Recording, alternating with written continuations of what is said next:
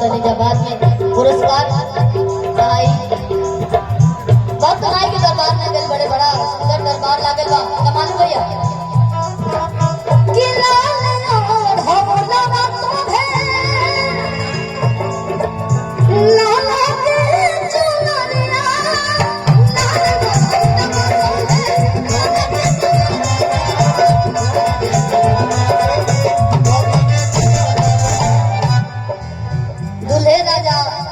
आज के जितना हमने के लोग बोले ला स्टार हो गए लोग भोजपुरी के कल्लू भैया चौहान जी, लेकिन आज के स्टार हो गए बानी, आज के हीरो ये के बानी।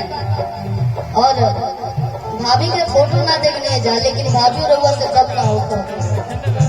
अगर मौका मिले नहीं तो हमने के बाराती को चल लगे जा, लेकिन कोनो बने चले जाइए। अब लगातार रोजे शो बाटे बहुत जा देखे के बाद बाकी अगर भतीजा घरे होई तो फिर आवे ये सोबर गावे ई मने हमने के कंफर्म बाटे।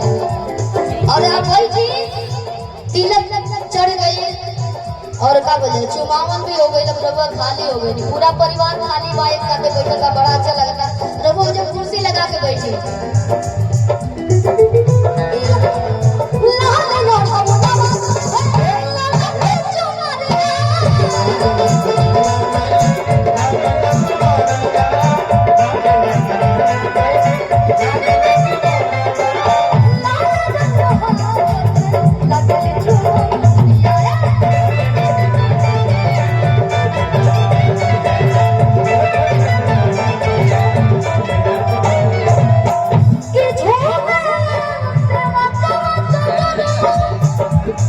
चाचा जी के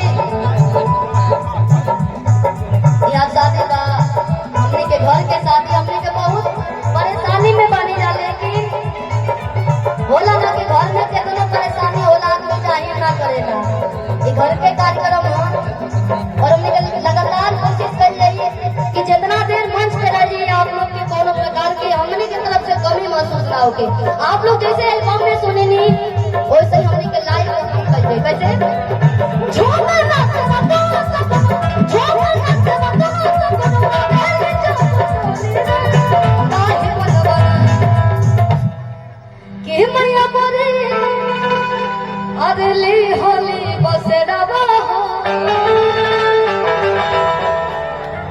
कैसे लेवल बढ़ा दी जब बाजे तो म्यूजिक ना हो।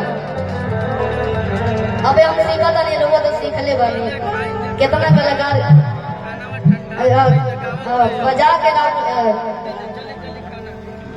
साउंड से स्टार हो गए, ऐसा बजा के हम स्टार हो जाएंगे, ऐसा बजा के मैया बोली ली होली बसेदा हो ताहिर बनला ली होली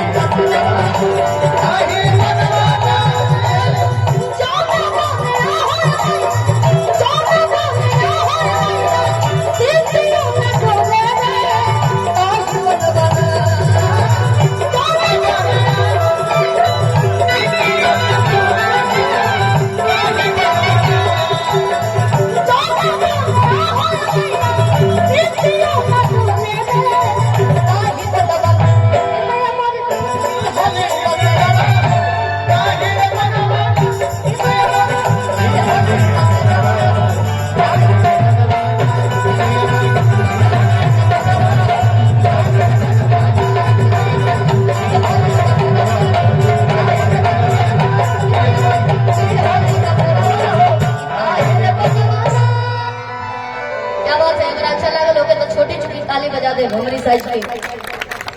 और चलिए हेलो हेलो हेलो।